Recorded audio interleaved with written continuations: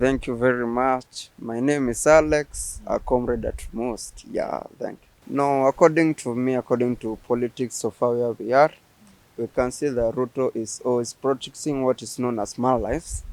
Since when he goes to the northern part of Kenya, he tried to lie to Kenyans that things are okay. But when you come to the local grounds, things are much different when compared to the words that is uttering out in his mouth. Because in terms of the economy, we are at the inflation point. The cost of living is high. So even when it comes to USA, the recent president of US, he withdrew the aid since they say in their country they aren't stable. So Ruto, when it's come to Badi, is trying to say they will search for other means so that we may be able to live within our means. But according to me, I saw there is some defer since we have been depending for 40 billion. They usually raise the 40 billion fund when it comes to Kenya. So there I see there are some Kenya will lose their jobs and some may be even depressed, stressed because there they usually live their daily bread which they usually provide for their families. So they will be forced to search for other means of survival so that they may be able to provide for their families. And when it comes to SHA, you can see the MPs recently admitted that the insurance fund isn't working. And they say they are going to make a committee where they are going to see how they are going to solve the issue. Because they say in terms of the system, isn't running the way it should. So they said like SHA in the services of the hospital. Some private hospital aren't included in the system. So you find many Kenyans suffering. Recently you have heard there are people who have committed like suicides, some commit manslaughter, which leads to the degradation of the health of people. And even it reached at a point, people ought to go abroad so that they may find works. Because in our country we are overtaxed. It's like becoming a Caesar, but they usually say Caesar what belongs to Caesar. But when it comes to overtaxation, you can see people going slow and even protesting so that they may fight for their lives. Yeah. Currently, you saw student protest over help.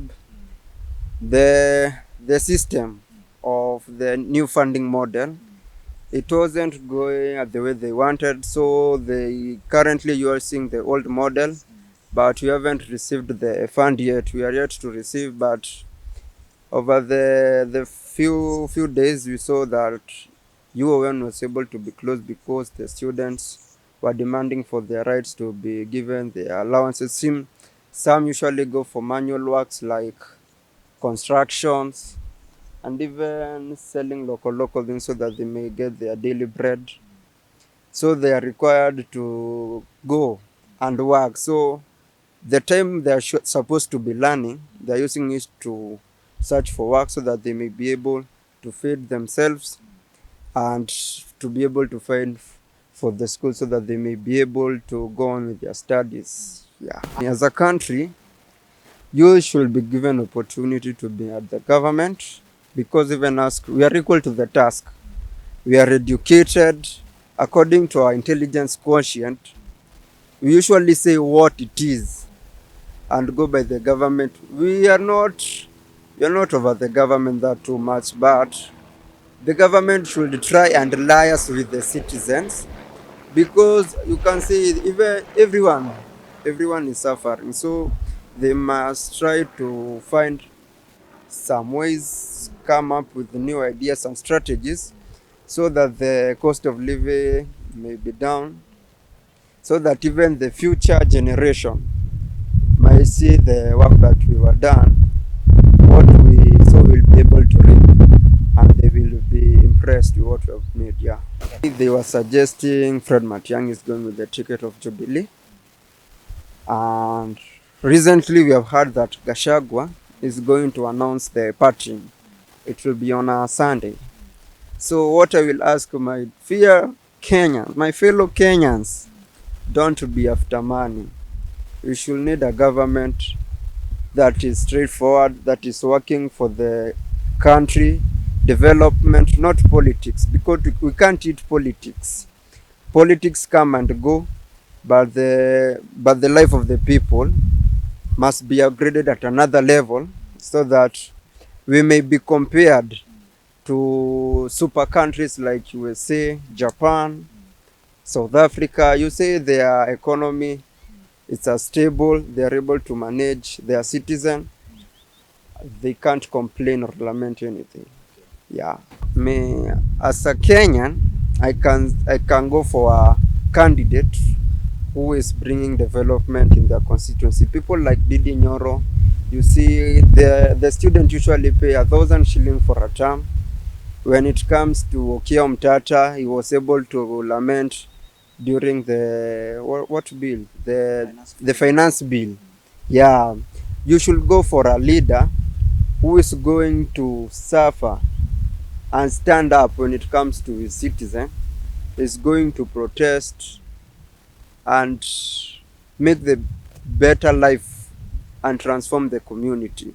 So according to me, don't go for money, don't go for fame, go for a leader who is honest, who is transparent, who is working for the people, and who is ready to make Kenya a better change. Yeah. I currently study law. Oh, you are a law student? Yeah, I'm a law student. And what's the future of law in Kenya and in Africa in general? The future of law, currently we had the ombudsman of CAA was complaining about the judges, they have been given bribes. So let's say the justice is not yet balanced, because when it comes to the freedom of people and justice, everyone, no one should be above the law. Everyone is equal and everyone is equalized. There should be equity.